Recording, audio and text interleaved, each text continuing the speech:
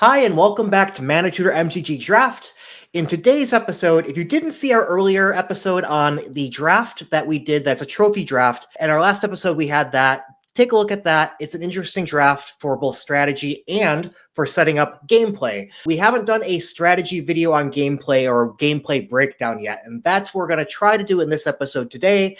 Curious on your feedback and how you like it, what you would do differently and all that, but we want to get a bit more into gameplay because we feel it's a little harder for content creators that are focused on a strategy to go into gameplay, right? It's a little bit more involved. So we're going to give it a shot this round and let us know what you think.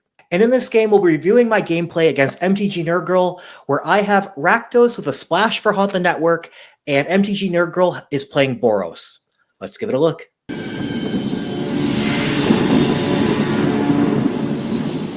So first decision of this game was whether to keep or mulligan. I did keep because I have access to both black and red, and I have a bunch of plays from turn 1 through turn 3, even if I don't get more mana. Obviously, I do want to draw land, but I have turn 1 Intimidation Tactics, turn 2 Deathless Pilot or End Rider Catalyzer, but I think I would do the Deathless Pilot here. And then we do have a turn 3 play if we draw land. So curve looks pretty good. Hopefully we draw land. Yeah, no, this is an obvious keep, I think. You can play out 5 of the 7 cards in your hand already. And, there's not a whole lot better, I think, you can be hoping for from a limited hand. So.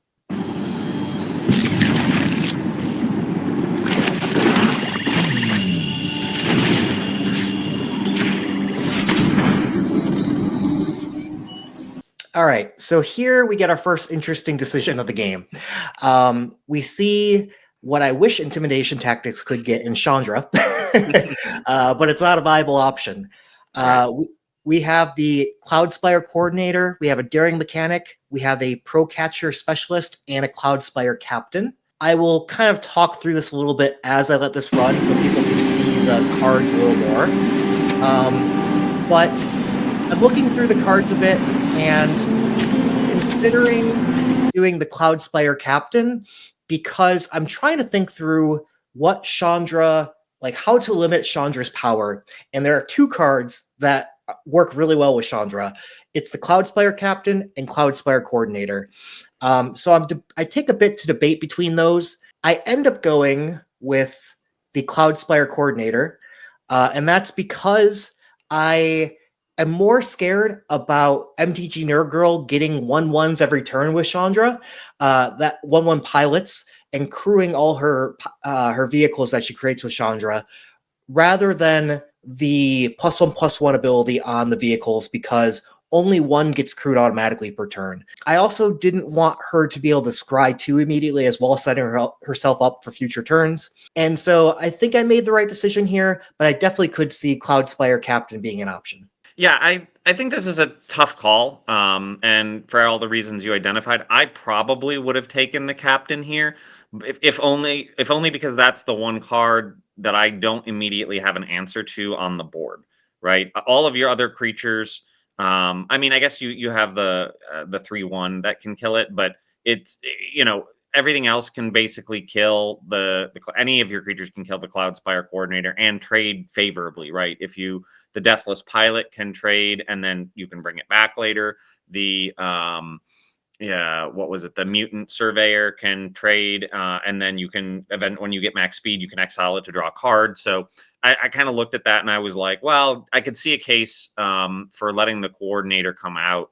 At the very least, the way I'm looking at this hand is, she's got to draw 2 lands in order to play Chandra. So like I'm probably more worried about the threats on the board than I am about Chandra, but I can understand your choice, and I don't think it's a bad one. I might have chosen the captain instead, though. The Coordinator is interesting in that could help set MTGNerdGirl up for the land draws to play Chandra down the line too. Right. So there is a degree of if we take the Coordinator, it might delay how quickly she can play Chandra.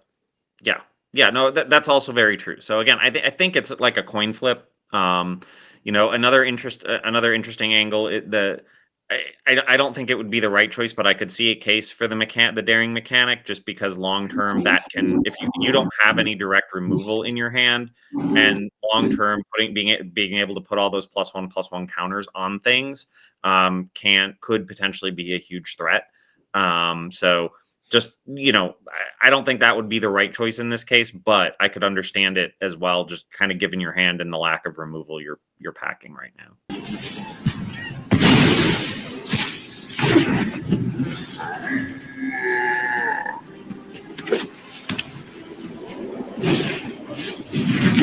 Yeah, lucking into the Baj, like Yeah, that right. that like, I mean, click. I realistically, I would have taken that if that was the option on intimidation tactics, but like, just that you can't. I mean, you can't play against the top deck, obviously. So At least now I know exactly what's in her hand still. right. No, there's a benefit to that, obviously, but just, man, that was just an unlucky draw for you there too. So it is on my turn now, and I'm mostly thinking here, I am built to be a max speed deck, so my Right. goal is to increase my speed as much as possible. And so I'm going to put down Deathless Pilot here because, especially now having drawn a land, I mean, either way, I would have I would have started my engines next turn and then try to get into attack. But yeah, now my plan is Deathless Pilot this turn, Mutant Surveyor before combat next turn, and attack with Deathless Pilot. There is a degree too of getting Deathless Pilot down, which I can eventually get back. I don't care about that dying as much, and hoping that MTGNerdGirl, you'll see this comes on up, but if she plays a haste creature, she might not want to attack into my Deathless Pilot. She does the right thing and it does attack into it, and I don't want to trade it off. But there is a degree of that as well, a little bit of a bluff of like, you don't really want to trade against my thing I can get back, right?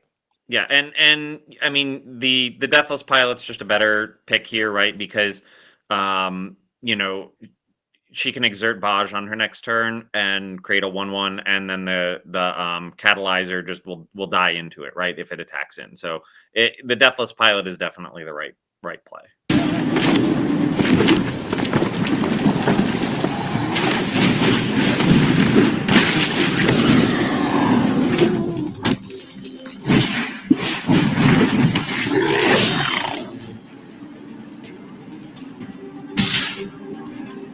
So she does attack in. I contemplate for a second about doing the block, but I don't, because I don't want to sacrifice my max speed capability. And I'm sure she doesn't want to block with Basri, right? So I think, yeah, that's how I move forward with this play. Right, and that's the right play. 2 damage here is fine. Here I continue with the plan. Mutant Surveyor, attack with Deathless Pilot. Right, and it's even made stronger because you just drew the Oil Gorger, so now you want to get to max speed as quick as possible. Yep.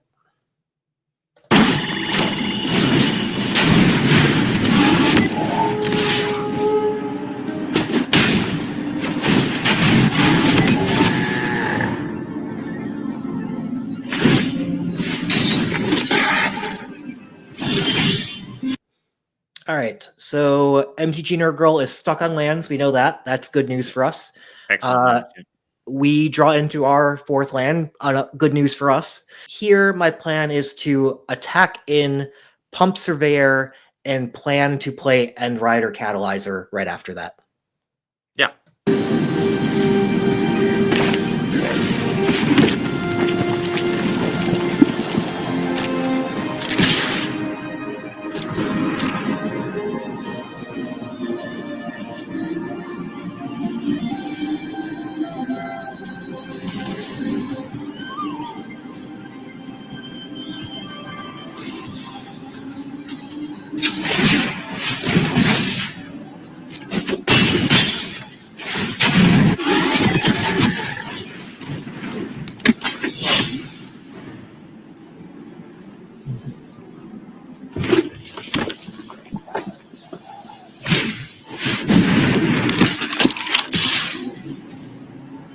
I don't want to trade off my End Rider Catalyzer, Right. obviously, just for the 1/1, so I'm not going to block this. But yeah, she hit her 3rd land and played Daring Mechanic. All good for her. About what we expected. Right. I do want to note one thing here that what could have been an option was not swinging in with the Deathless Pilot and saving the Deathless Pilot to block. Right. It saves you one life and protects against her gaining a life from this. It's kind of six in one hand, half dozen in another. I don't know that there's a right or wrong move. I would probably lean towards getting in the extra damage as well, but it's not necessarily wrong if you had held back the Deathless Pilot to protect against this attack. Yeah, agreed. I think overall I like having attack with Deathless Pilot just because this also causes her, it trades 2 damage for 2 damage, and her 1/1 is now tapped. But yeah, either way, I don't have a very strong opinion either. Yeah, I mean, yours is clearly the more aggro move, and I think you were in a position to be the aggro player in this situation. So yeah, I don't, like I said, I just would not have faulted if you had not attacked and Yeah. saved for the blocker here.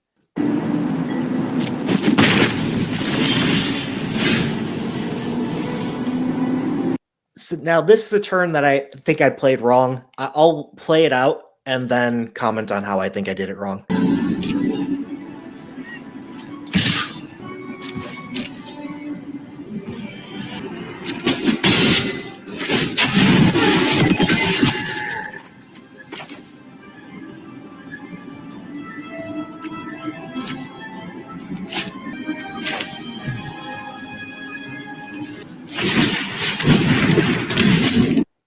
All right, so I chose to get in for the max speed with the Mutant Surveyor. Obviously, you see after that, I contemplated the Streaking Oil Gorger, and my plan was to play Streaking Oil Gorger next, but a few things. First off, Streaking Oil Gorger is good kind of as a surprise attacker when you have the max speed. So I'm thinking it's fine. I can just do it next turn. And this turn, I can get out the Mutant Surveyor and pump and be able to block with the Endrider Catalyzer's pump ability against a Daring Mechanic attack, for example, and I have a 3/4 right to pump. Right. So that was my plan. I think it's reasonable. I do kind of think the better play here is just to have put out the Streaking Oil Gorger as the more mana efficient play because of the context of my deck. I have a lot of 3 mana plays that I could draw into. And that means next turn, I could actually double spell with Mutant Surveyor and Endrider Catalyzer and have my Shrieking Oil Gorger already out. So that's not what ends up happening here, but that is the consideration that I have, that I think I played it wrong because I leave myself open to double spelling if I just get Streaking Oil Gorger out this turn and be able to save myself the double spell next turn. Right. I mean, I agree. I would have played the Oil Gorger here just because your opponent's at 12, right? You play the Oil Gorger here.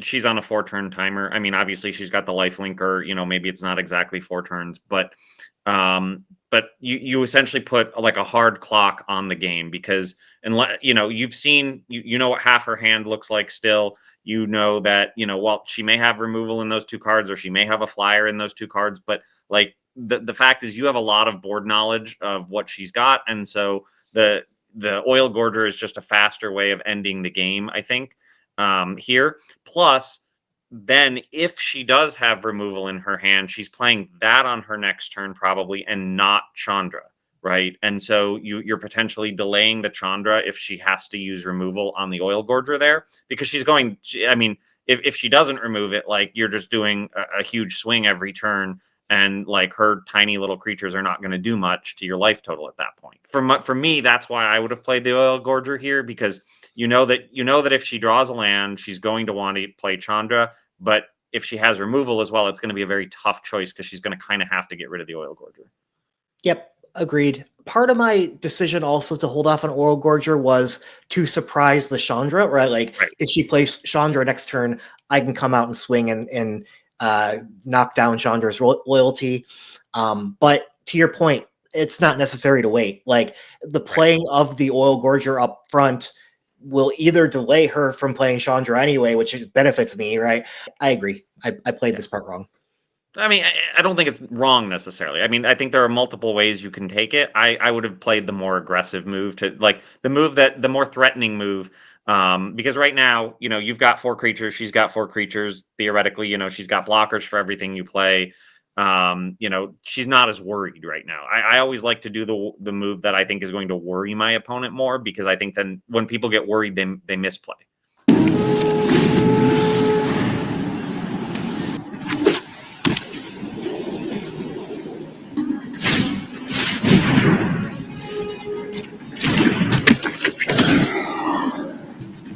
So she ends up going with playing Cloudspire Captain over Chandra so that she can also activate the Basri on my turn, I suppose here. Which I think is a fine play. Yeah, I think if I recall, she doesn't attack in on anything. I think she does. No, you're right, she doesn't. Yeah. Now we draw our own Chandra and have a decision to make. We can Streaking Oil Gorger for a 6-point swing, which is a lot. Doing that will tap or cause my Mutant Surveyors not to be able to pump. We could get Chandra down and start generating value with a 3/2 vehicle that gets haste right away. That ends up being what I go with, but I did contemplate both sides.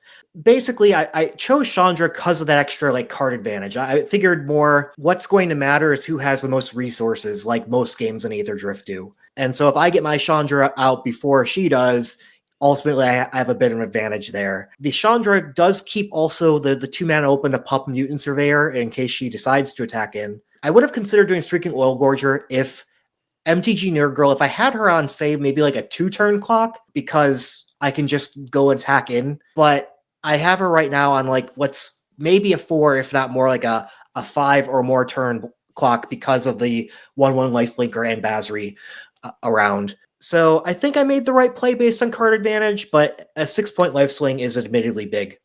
Right. I would disagree, just because I think you are putting her on a major clock if you play Oil Gorger and swing in. She basically is going to have.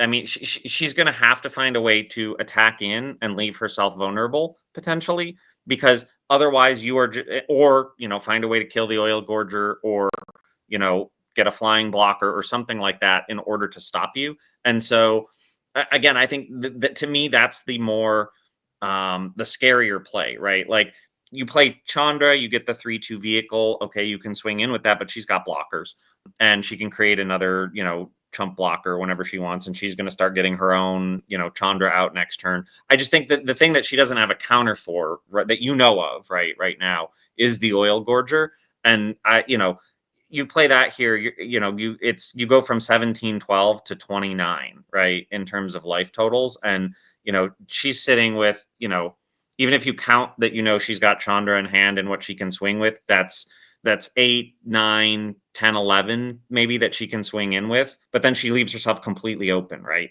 Yeah, then you just win, right? So she can't swing in really effectively, but you're going to be able to consistently attack in with one creature here. So that's just, to me, I would have played the Oil Gorger here over Chandra, but I mean, I don't think it's necessarily a bad play. I just think, again, I always like to try and put my opponent on the back foot, and playing Oil Gorger as soon as possible, getting that out, being able to swing. But like you said, you also could have played it last turn, and that, obviously hindsight's 2020, but Oil Gorger last turn into Chandra this turn would have been amazing. Yeah, agreed. There is a component of, Streaking Oil Gorger does die to Lightning Strike, so Right. I do kind of want to delay and have her use the whatever removal she has on something else, because I do agree with you. I think Oil Gorger is the way we win this game, right? That's the key card. So there's this balance of getting out early enough to have more of an impact and getting it out late enough to have drawn out her removal. Right. But if you Oil Gorger this turn, she's tapped out. You're going to get that 3 and that swing in no matter what. And then, if she spends mana on a Lightning Strike next turn, she's not playing Chandra, Right. and then you still have the Chandra and you still have the advantage. So I don't know. I mean, again, I don't think it's bad, right? I would have probably played it differently, but I don't think it's necessarily a right or wrong situation. It's just difference in how we play. All right, let's play it out and see how this goes.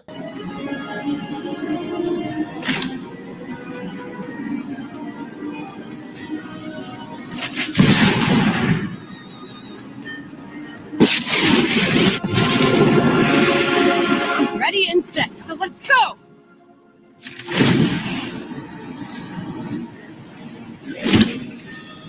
Rev them up.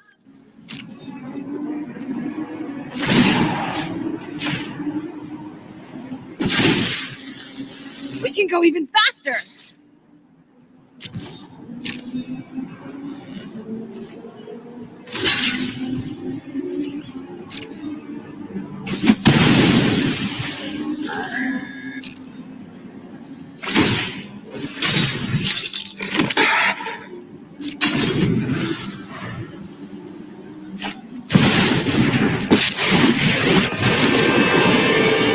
I'm gonna smoke the competition. Let's see how fast it goes.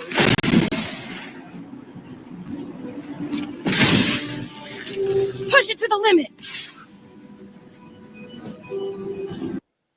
All right, so MTGNerdGirl attacks in with her vehicle, and I don't want to lose my Chandra here, so I'm going to block. The key is on how I block. I don't want to block with Endrider Catalyzer because I need that mana for my Oil Gorger and other things, right? So that's definitely out of the question. Deathless Pilot's an option because I can get it back later. It is just a chump block, though. Right. And then I could double block with Mutant Surveyors and do a 1-for-1 trade just fine there. I end up going with Deathless Pilot, and I think I am wrong with that. I guess I could also just single block with Mutant Surveyor, honestly, too, and pump it. That would be fine, too. But it does the same thing. It's still 1-for-1. She's tapped out, right? So the question is, do I... Mutant Surveyor does threaten a lot with the pump ability. I like that card a decent amount.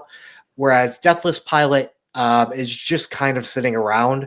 So that's what made me make this decision, but part of it was, too, that in my head, okay, Chandra can only activate one vehicle at a time, right? So the other vehicles that she might make just kind of sit around waiting to be crewed, and we all know that crewing is a pretty big cost, right? Like, if she's tapping out her creatures to crew something, that kind of favors me. So I didn't mind her having multiple vehicles around, but I do think that logic is just wrong because Chandra can eventually also sacrifice those vehicles to draw cards. Each extra vehicle is card advantage, or it can be like just still crewing other vehicles and letting those die, killing my things is also a form of card advantage, right? So ultimately, I think I should have tried to get rid of this vehicle, and I didn't. Yeah, I agree with that. I would have done any of the above solutions you did. You know, you can double block with Deathless Pilot Surveyor. You can do both Surveyors. You can block with a Surveyor and pump it. Any one of those solutions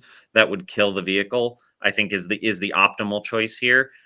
Even if it means you're losing one of your Surveyors. Ultimately, I mean, not letting her kill your Chandra is obviously the best solution here, Right. which in the obvious thing.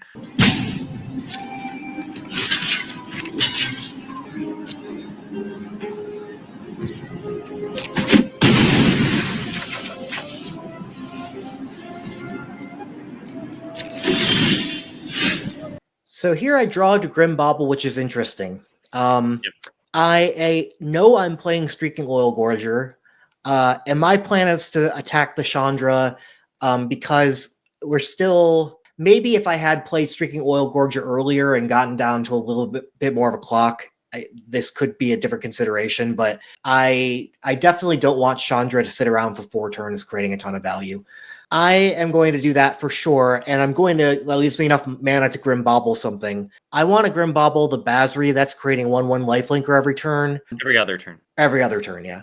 So I can do that, and then I have a couple options. I now have an artifact in play that I could sacrifice to Chandra to put it at her at 6 loyalty and draw a card. That would be a reasonable option. I do think there's a decent shot that she will be able to attack in to kill my Chandra no matter what loyalty it's at.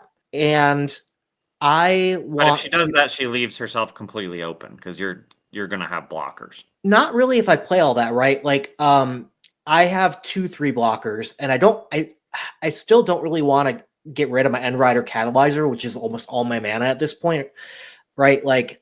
Right.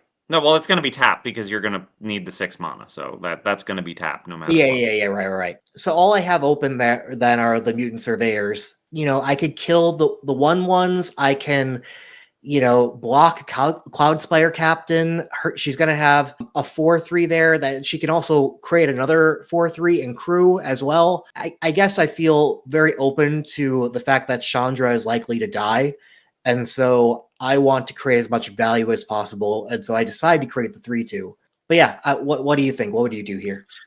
I mean, this is actually a really tough choice. I probably would have plussed up Chandra, but it's an interesting conundrum here because there are a number of ways you could take this. Right, you're sitting at 17, she's at 12. You know that minimum, right? You play the Oil Gorger, you're going to be at 20, she's going to be at 9, and so one way to think about this, and obviously in hindsight, knowing what she has, things like that, but I actually, the max aggressive play that I would have done here is I would have put down the Grim Bauble targeting the Daring Mechanic, and then swung in with my Surveyors and a crewed vehicle from Chandra, right, and the Oil Gorger. So you're swinging in with 2/2/3s, a 3/2, and a 3/3 flyer with lifelink, right? Now she's going to have 3/1/1s and a 2/3 to block that. She's going to have to block some of it because otherwise she's dead, basically. Not quite dead on board, but she'd be at 2 life. So that would have probably been how I would have handled that, honestly. Just the max aggressive play, because you're sitting at 20. Even if she swings all out with everything she's got on the board, you're at like 9 again. And then she still hasn't dealt with your Chandra. Like she would have had to basically chump block a couple of those. I mean, she could block the 3/2 vehicle with her 2/3 Cloudspire Yeah. Captain, but then she loses her +1/+1 on her vehicles, right? And she probably doesn't want to do that. But that's otherwise she's going to have to double block your 3/2 vehicle or triple block one of your 2/3s. Like there are no good blocks there for her, except for maybe the 2/3 versus one of the 2/3s. So you're probably getting in at least 6, maybe 8 damage there, and gaining life. And then, if she wants to come in and kill your Chandra, that's fine. She's going to have to swing in with at least 2 or 3 of her creatures and pretty much leave herself open to being killed. Yeah. That to me is like the max aggro move, and it's a weird use of Grim Bauble because you normally want to take a threat off the board, but in this case, making her 3/3 a 1/1 makes it really hard for her to make a good blocking decision. Yeah.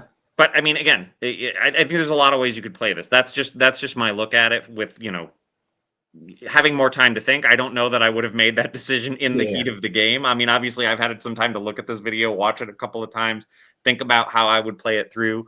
But I think that to me is the optimal move. It gets you in a fair amount of damage. She doesn't have a lot of good blocking options. Yeah, I guess my concern with that is figuring out whether she would be able to come back and generate enough value with the future Basri, although that one doesn't untap next turn. Right. And then Chandra value on top of that. But you're right. She is so pressured at that point that she'd be at like 2 to 4 life, right? Like there's not a lot of options, and you've still got a 3/3 flyer on the board with lifelink. Yeah. That she either has to kill or find a blocker for, or something along those lines, or the game's just over. Yeah, it's interesting. Like I have lost so many games to trying to go face when somebody has a planeswalker and ignoring that planeswalker that I think I am traumatized by that, right? Like that's fair. I always decide okay, screw it. I'm always going after the planeswalker, basically. Especially when, she's not low at 12 necessarily, but this turn I can get her to where she's starting to be like so low that I could end the game before Chandra goes off.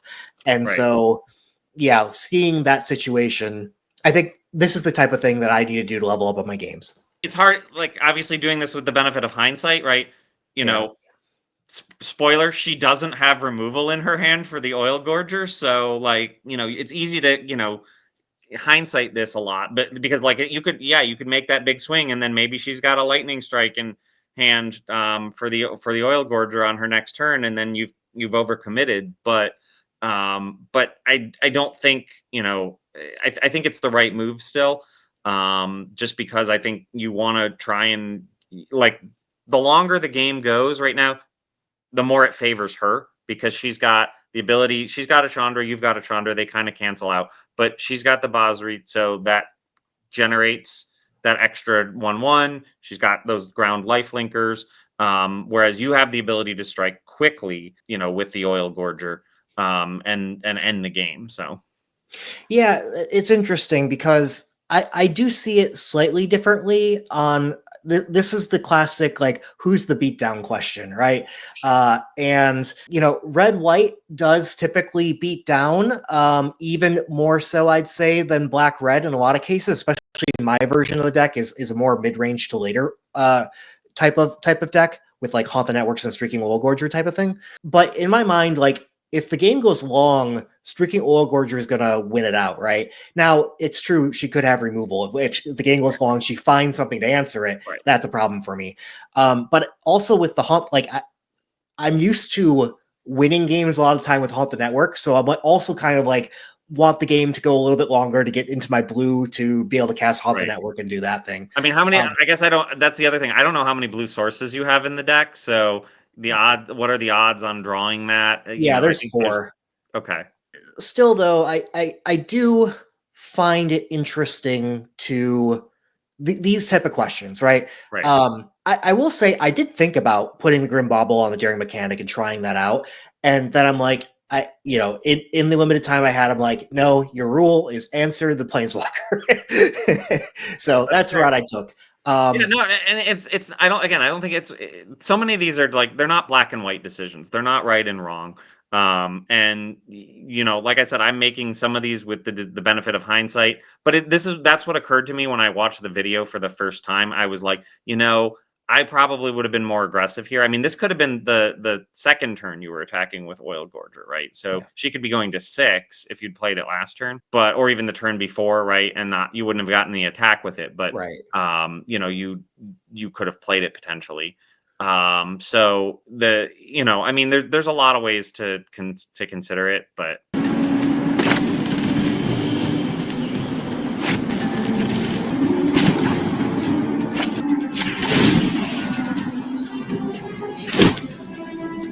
Ooh, check out these wheels.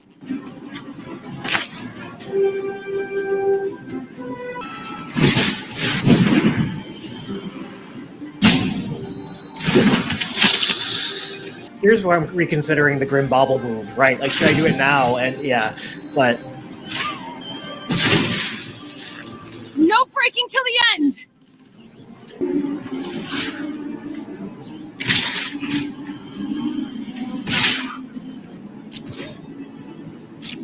here's a reason why I don't love this play, right?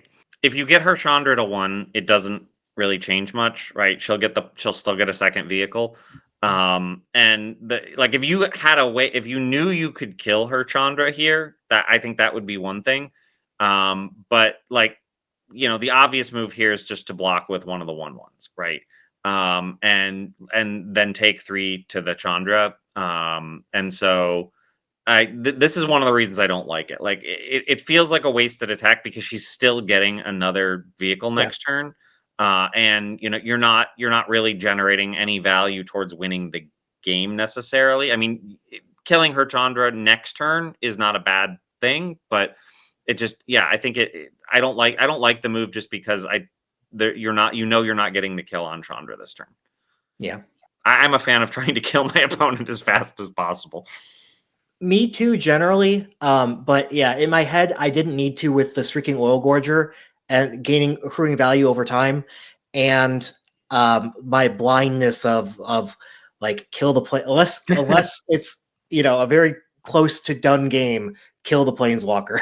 Right. But so I agree with you. I think I would have been better off taking the aggro approach here because we can get to the point where we are very close to ending the game. Yeah, she would playing basically, I mean, assuming, smart blocking here and stuff in that case, I think she would probably have chosen to be at 4 and then 6 with the life gain from the 2/1/1s, but that's still great, right? That's 2 swings of Oil Gorger.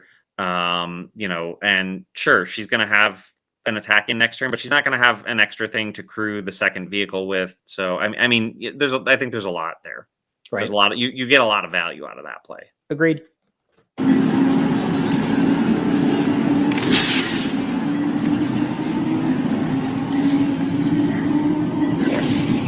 This is I a do choice think I this would is- not have expected in terms of her block, but I like her block. But so why wouldn't you have expected that? I don't think it's necessary for her to kill your vehicle here. She's getting an extra one every turn, and hers are better. I would rather. I think her vehicle has crew 1, right? And so like losing those 1/1 life linkers is kind of it's basically losing out on being able to crew her second vehicle next turn.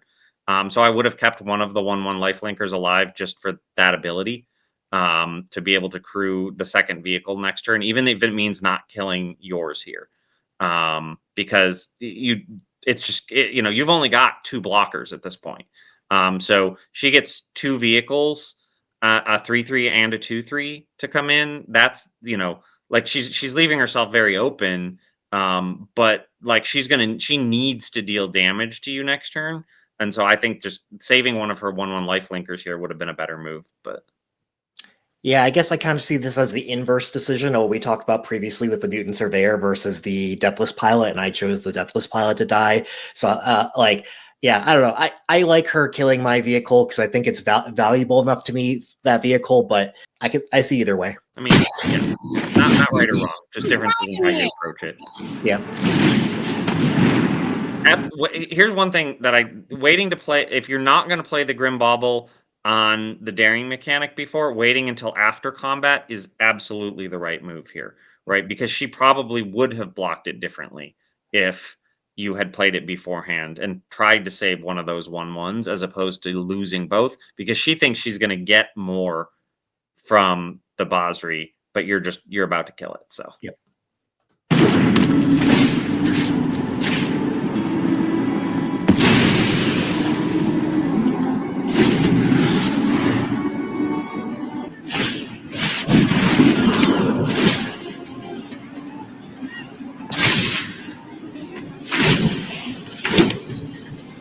Rev them up.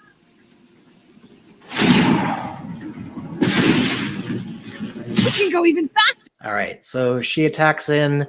There's nothing I could do to stop this. Sacrificing Chandra here is the right move, 100%.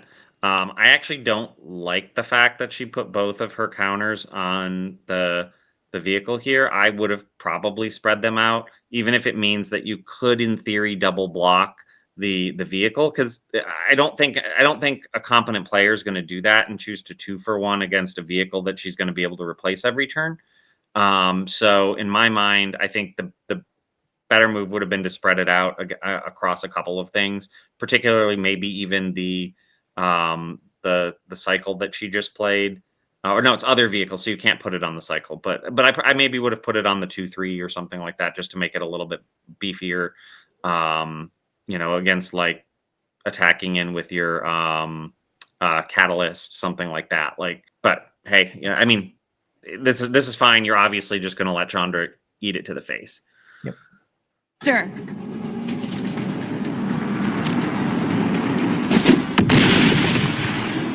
Down in flames. The number one thing that is in my mind is I don't like the Cloudspire spot cycle being able to block my Streaking Oil Gorger. Right? That's an answer to that. So I'm partly thinking like the long-term game of what can I do about that. I end up deciding to attack with both Mutant Surveyors to ensure I can kill her Chandra or her creatures that are blocking it. And so in my head, I'm just kind of going through what are all the different combinations here? How many times can I pump Mutant Surveyors, right? And spread out the pumps.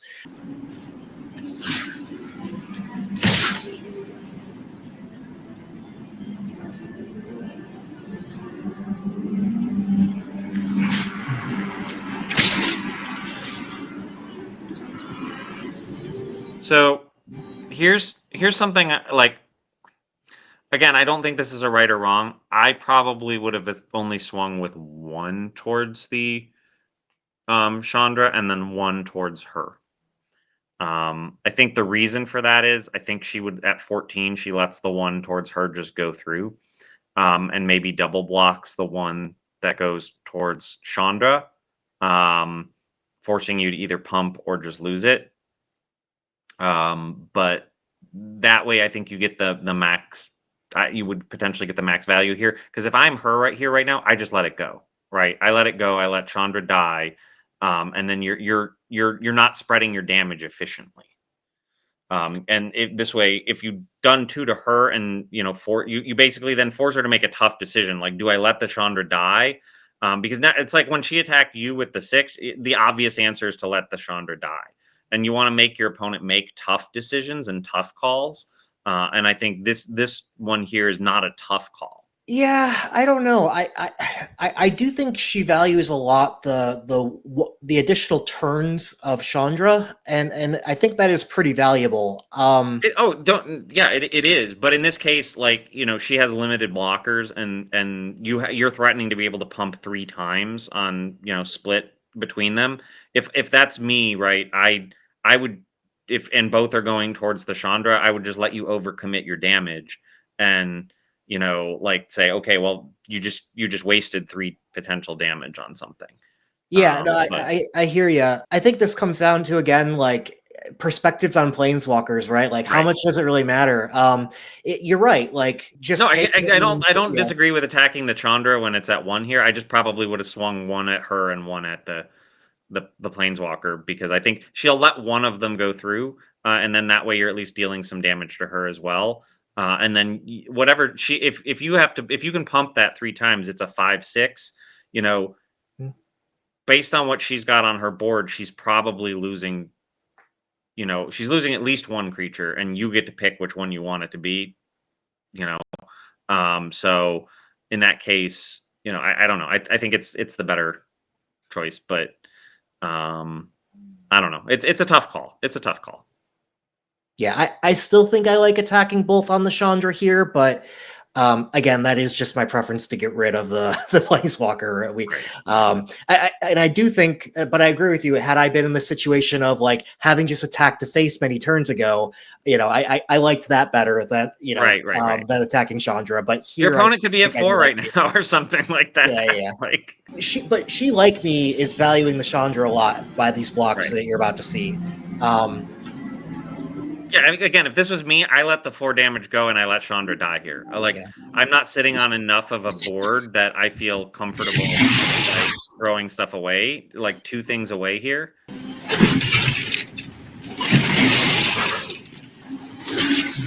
Yeah, I mean, so this is just a bad block, right? This is like throwing away the Cloudspire cycle to you is just, that's how she stops your Oil Gorger, and you can't.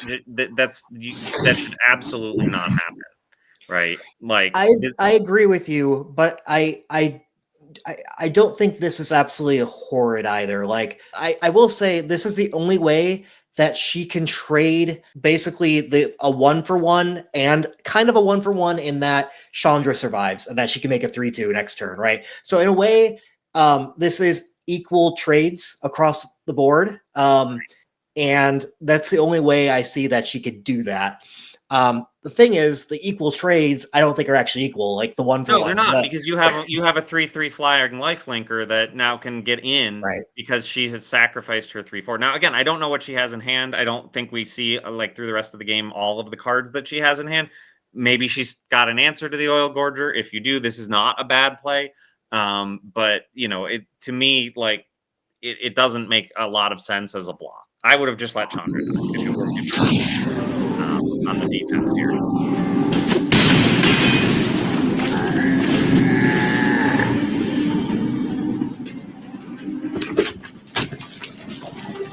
And you didn't have to use your Aether Jacket, by the way, to kill the viewer. Right, which I was happy with. That saves you, yeah. Right. Giving you another potential flying attack. Ooh, check out these wheels.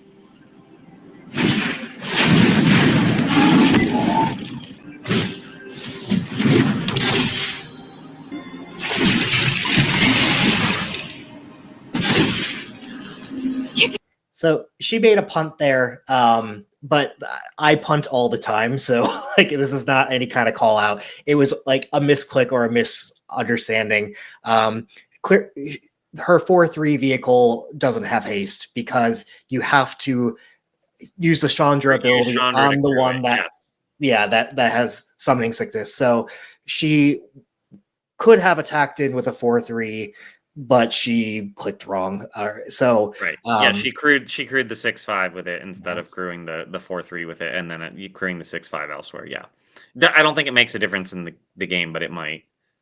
I can't remember what the ending life totals are, but I think I had enough where it didn't matter. But I will say that would have made the game a lot closer, which kind of gives right. away what happens at the end. But yeah. Here.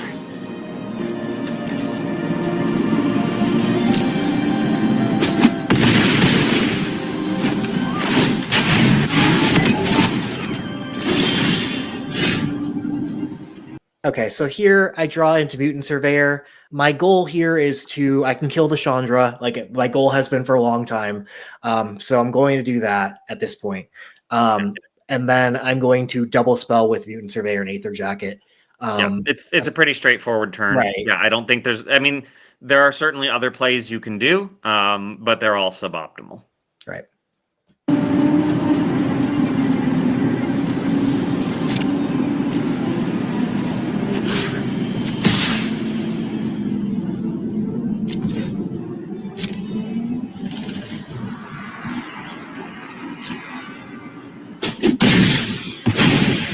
Cool off, then back on the bike. I think what's giving me pause, if I recall, was a bit also like the daring mechanic, and also like just if she can get any attacks and get into max speed of 4, the Pride of the Road causes double strikes, right? But yeah. But you're hoping to kill her long before that.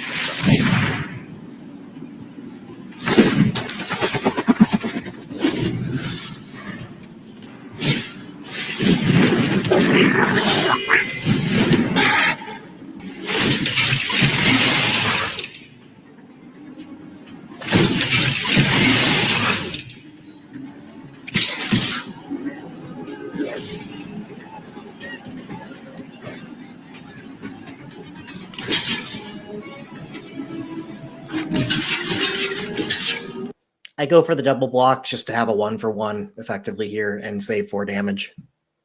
Yeah, no, I think that's the right move, and honestly, kind of a bad attack in on her part. I think. I mean, I guess trading 1-for-1 here. I mean, she's got a bigger board, I guess, but I don't know that I would feel comfortable with 0 cards in hand, trading 1-for-1 here.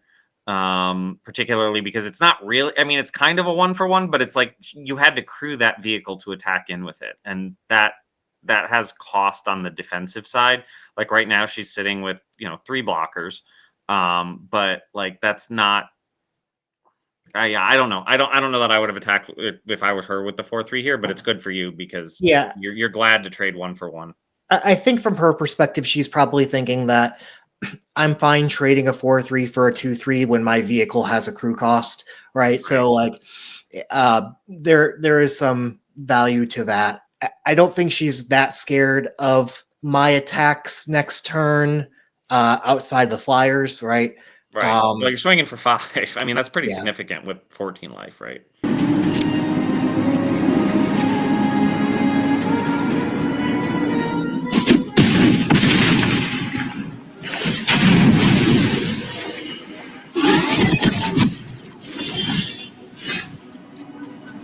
So I draw into Crash and Burn, and that's interesting because it means I can kill any of her things, and I still even have enough mana open for an Aether Jacket if I wanted to trigger that, Right. or Mutant Surveyor Pump or whatever.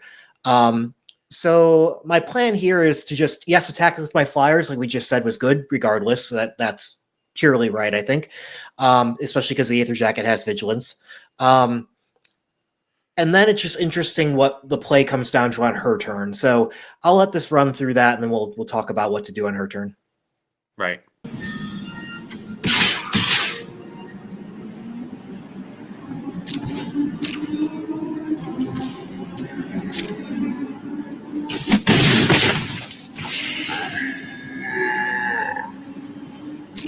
Okay, so here's I would have done this differently. I again, not a right or wrong scenario, but my play, I would tend to again be more aggressive with it.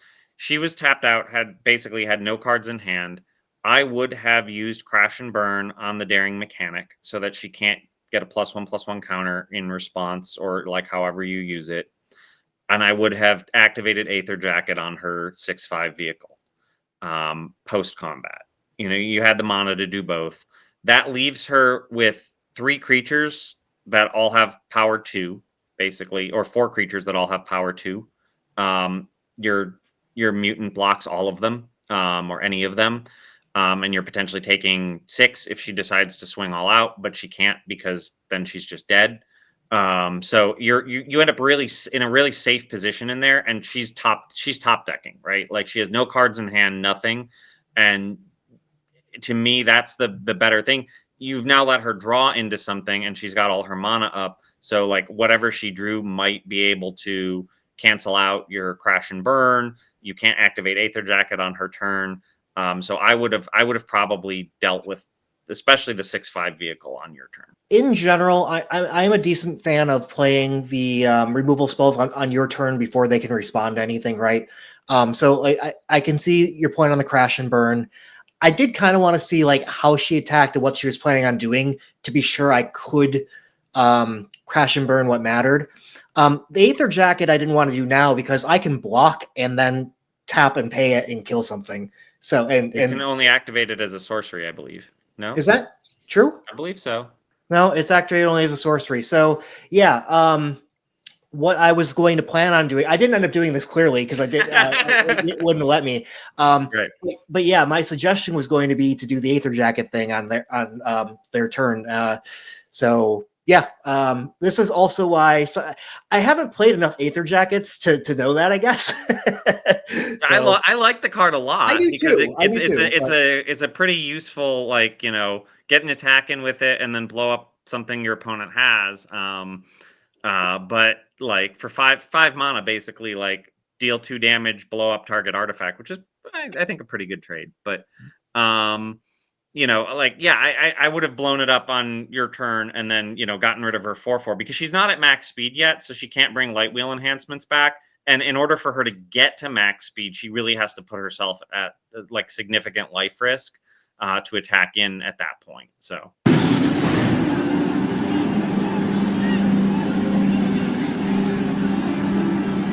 I think she was checking that Aether Jacket was also sorcery speed there. Yeah, I just think that was, I would have absolutely. So part of I didn't really want to. So I have her on a 2-turn clock right now. So Right. with the Aether Jacket, and only with the Aether Jacket, otherwise it's a 3-turn clock. So that was part of why I ended up, you'll see, not even chump blocking and trying that. I guess it's really good that I didn't, because I wouldn't have been able to trigger the Aether Jacket after I chump blocked, right? But that was going to be the alternative plan, is to chump block, sacrifice, and kill something. But note, I'm pretty sure had you done those things on your turn, she would not have even attacked in. Like, because you like, again, she would have 4 2x creatures, right? And not probably, and two of them, you know, would, or all of them would bounce off your surveyor, right? So, well, the Prowl Catcher specialist can pump for +2/+2, but yeah. Right, assuming, yes, true. Like that can get a +2/+2, but you know, the doing that basically, you know, would expend her mana pool, right? And you wouldn't block that one. But you would just let that probably go.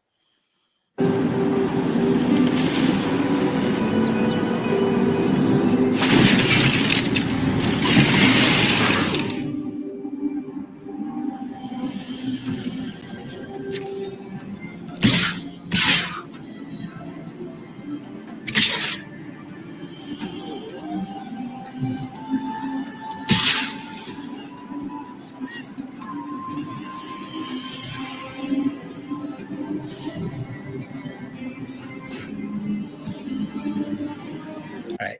So I will say I'm not sure what the intent was with the attack with the Leonin Surveyor there. I think I think that was a misclick, or to make you think that maybe she has a spell. Oh well, I mean, actually, she has no she's got cards the in daring. hand. She's got the daring mechanic, right? So the daring mechanic can put a counter on. Daring Mechanic can only do that on mounts and vehicles. Is it? Yeah, I'm pretty confident on that one. But of course, I didn't know the the other one. Yeah, it is Yeah, mount it's or a mount or vehicle. Yeah, vehicle. You're correct. It's mount or vehicle. So I don't know. In my mind, Mutant Surveyor was a pretty easy block on the Leonin Surveyor. Yes. Oh, absolutely. What I was going to suggest was if the Aether Jacket could do an instant speed thing, block the Prow Catcher special with Aether Jacket, sacrifice it, kill the vehicle, and then play Crash and Burn on Daring Mechanic. But given you can't do that, what I did is actually, I think, maybe even best. Because the Prow Catcher Specialist, the only thing I can block with and kill that would be the End Rider Catalyzer.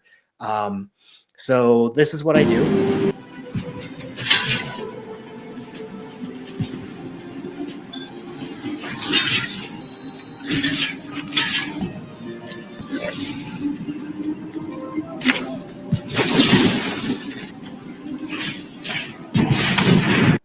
And I cast Crash and Burn on the vehicle just because it's the biggest threat. I contemplated doing it on the Daring Mechanic, but no, that was absolutely the right choice. Yeah. That said, I mean, you could have done it on the Daring Mechanic, taken 6, blown up the vehicle with your Aether Jacket. But note, if you'd targeted the Daring Mechanic, she would probably have pumped the vehicle, and you would have taken 7 here, and you'd been at 3.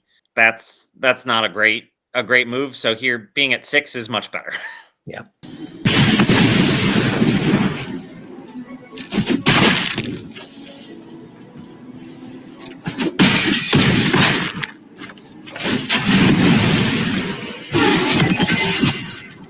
I think the attack with the Leonin Surveyor was just designed to maybe make sure she got to max speed. Yeah, that would make sense.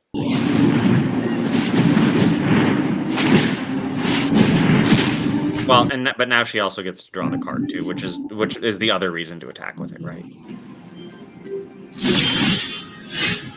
So I draw into starting column and execute on my 2-turn clock, right? That's why I kept the Aether Jacket alive, especially since I couldn't sacrifice it at instant speed.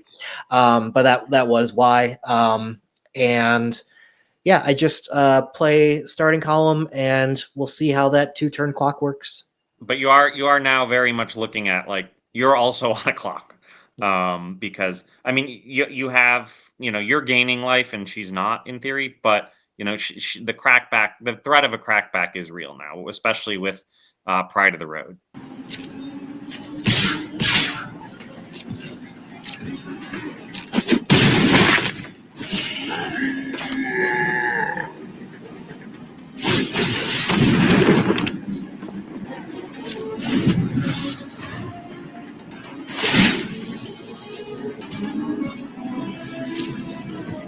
I don't actually like this choice from her. I don't think giving that double strike is the best play. I mean, you obviously have you have to block it, but spread it out, give it to the 2/3.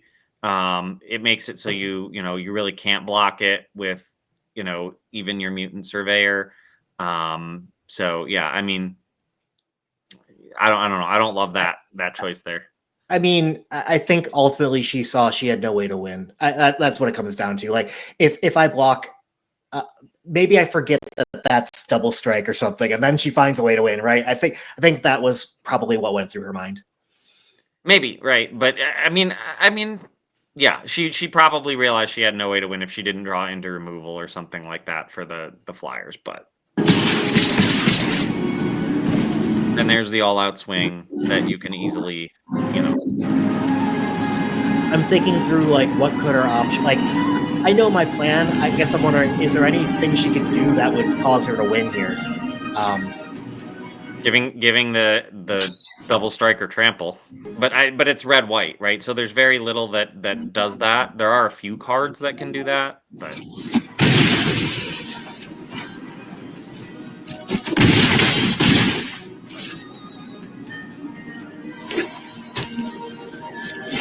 Now I'm feeling good.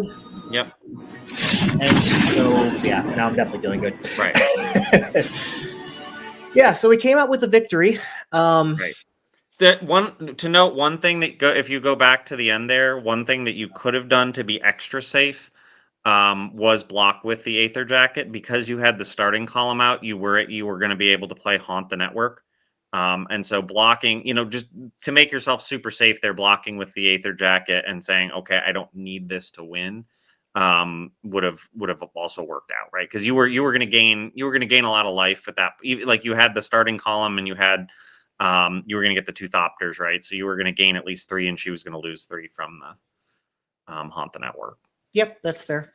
Yeah, so I think this kind of an episode kind of does show a lot of the thought processes. Obviously, it's something that I'm trying to take my time more during play and think through everything, because I do feel that gameplay is my weakest part.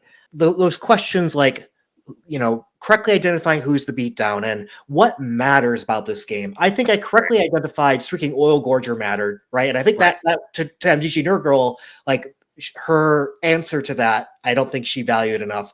But I think I incorrectly valued her Chandra too much when I could have gone and been the beatdown, right?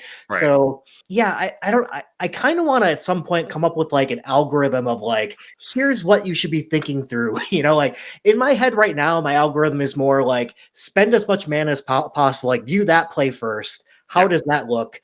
Then mana efficiency is a big, a big one, right? Like you don't want to leave mana on the table just because that's value that you're not getting out of your cards, right? So yeah, I agree with that completely. And next I'm looking at, okay, what play gives me the most power and toughness on board, right? So board presence. And then there's a little bit of, can I add to the board while taking away from their board, right? Like, I think there's some value to doing both, disrupting their plan and helping your plan. And then if you have to pick one, like a removal versus something you add to your board, that's where it can get a little tougher. But, be thinking through of like, what the deck's plan is, and can you disrupt their plan? Is that more valuable than adding to your plan? And always thinking about what cards your opponent is likely to have, right? After you've played a few drafts in any set, you more or less know, okay, my opponent is playing these colors. These are the threats I need to worry about at common and uncommon. And this is how much mana my opponent has untapped right now. Could they have one of those threats in hand? Do I need to be, playing around that? Do I need to be thinking about that? I mean, it's more relevant versus control decks than it is versus aggro decks, but it's always good to think about what kind of threats could my opponent or is my opponent likely to have that would counter, what I'm playing or what the strategy that, I'm going for, right? Like you identified early, right? A lightning bolt, or sorry, not lightning bolt, lightning strike. Lightning strike, would take out, your oil gorger. And so is that something you need to play around? Well, maybe, but the odds that she's going to use it, I mean, the odds, like she probably would have used it earlier unless it's just, top decked. So anyways, there's a lot that goes into that.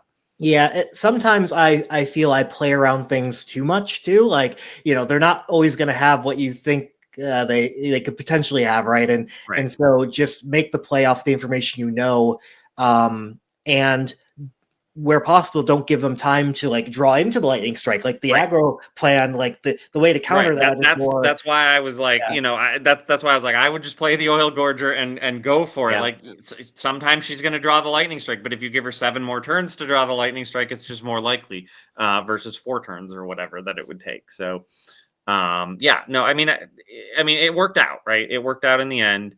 I mean, it's a good example of how you can make different calculuses during the game, because I think you and I would approach, like, as we talked about, approached it very differently. And your way worked, right?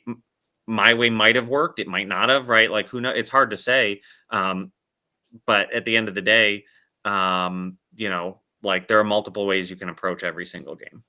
Thanks again for joining us for that video. Again, it was a little different, new experiment for us to see how you may like that. Let us know in the comments below if you like that or not, or what you would do differently about that.